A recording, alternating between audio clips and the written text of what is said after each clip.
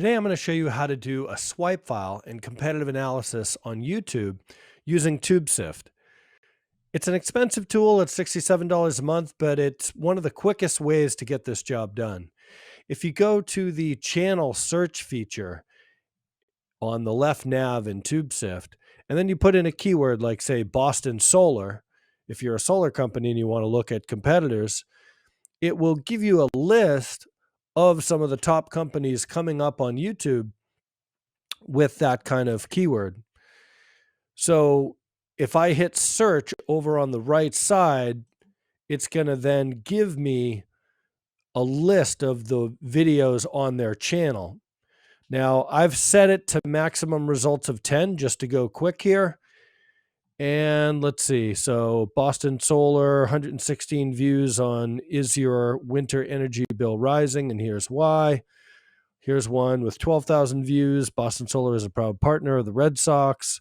Another one, 33,000 views. The economic benefits of going solar, cheaper, clean electricity.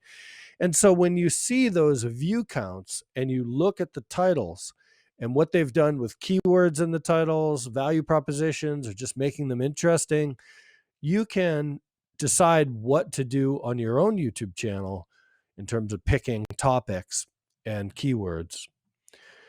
So then you can export that. You can just quickly get the links, just the URLs of the videos themselves. But what I like to do is click text view, and that will give me all of the factors, the title, the URL, the number of views, how many people liked each one, the amount of comments, etc., and the channel URL. So I find you have to click. I wish they just had an export button like SEMrush and other tools have. But in order to get this into Excel, the way that I do it is click to the left of the heading. Don't click right in the sheet here itself. I find you have to go up to this heading to grab the whole thing and scroll all the way over to the right, grab everything, right click, copy, then go into Excel. And then when you paste, you can paste special or I think keep source formatting does something weird. But if I just hit paste special, then when you paste it in, it goes in nicely. The other way, it just gives me almost like a comma delimited or some kind of weird reaction when I just try and paste it in Excel. So make sure to grab from the heading and grab everything, and then you can paste it in. And then you have to go in and clean up these columns here by double clicking like this, go between each of the columns and make sure that you can read each one. Okay, now that that's cleaned up, I could probably delete this first line. I can bold the next one. All right, so now I have a nice little list, and of course I can sort it if I want by the number of views, largest to smallest, resort and expand the selection. Now I have views as the primary factor for how these are sorted. So, the ones with the most views first, let's check those out, see if we can, pick similar titles or do our own spin on those. And also, of course, watch the videos and see what they're doing right or wrong. All right, let's go back into TubeSift and do another little search. So let's say I go to channel search and I do Boston lawyers. See how aggressive they are in YouTube. So here I can see 776 million views on CLR Bruce Rivers. So 358 videos, pretty amazing. Here's Jason Stone Injury Lawyers. I see his ads on TV. So let's just go to Jason's YouTube results. And again, I've got it narrowed down to just the first 10.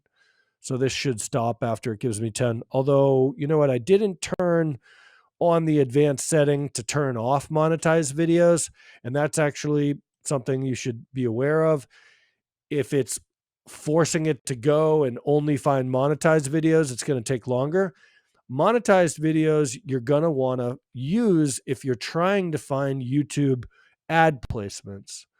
So if that was your goal, you would want to find a lot of places where you can run your ads in front of related videos. But in this case, I just want this to go faster.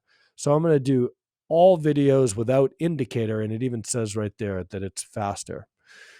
So I like that. And let's hit search again with these advanced settings on. Now it should effectively stop at maximum of 10 results without looking at monetized videos. So really quickly, 10 results from Jason Stone's YouTube channel. And I could have used those settings to actually go further and look, by publish date and things like that. A lot of different, even language. I could see if he's doing anything in Spanish or whatever language. So, okay, so now I have these 10 videos. And again, I could rerun that. I think he had 250 videos or something, but I don't want you to have to wait while that keeps chunking through all that. But you can take the time and, reset this to say 300 and just grab, in his case, you can grab all of his videos. But here I've got just 10. And again, we'll go to the text view and we'll grab those 10 from the very top left. So we grab the heading and everything in this little sheet, throw that onto another tab that I already made, click in the first cell, right click, paste it in, and there you go. So that's how, and then you can, of course, clean that up. That's how you can then, start to make a list. If you took, say, 5 lawyers, Boston lawyers, and looked at what they were doing on YouTube, or 5 solar companies, you can really get a fix on the types of things that are working well. He's got it. It's interesting. He's got his phone number in the title a lot. So that's a little observation alone right there. Those are a little bit on the long side, but 23,000 views, 20,000 views.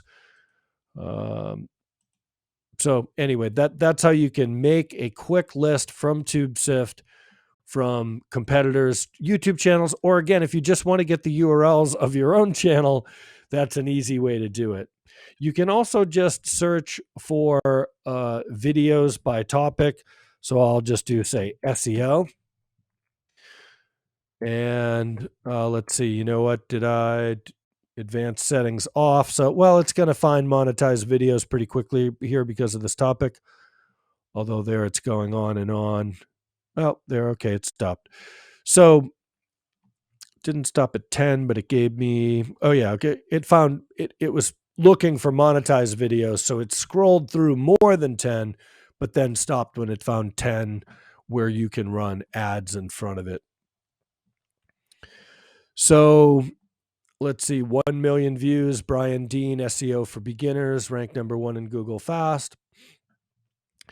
So you can see, obviously, if you're trying to make videos that are getting attention, SEO for developers, I remember one of my first developers, God, 18 years ago, I bought him a book, SEO for ASP.NET.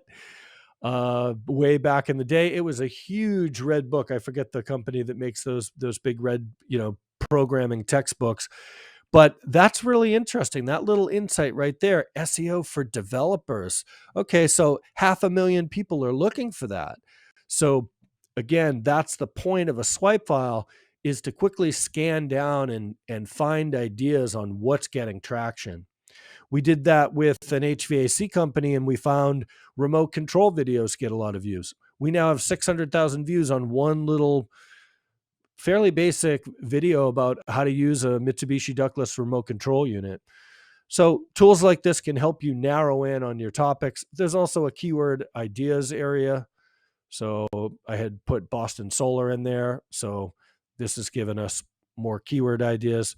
And then they have the video ad vault, which is another thing looking at the videos that get the most ad views. So that's a whole separate tool priced about the same. So it's pretty expensive to buy both tools.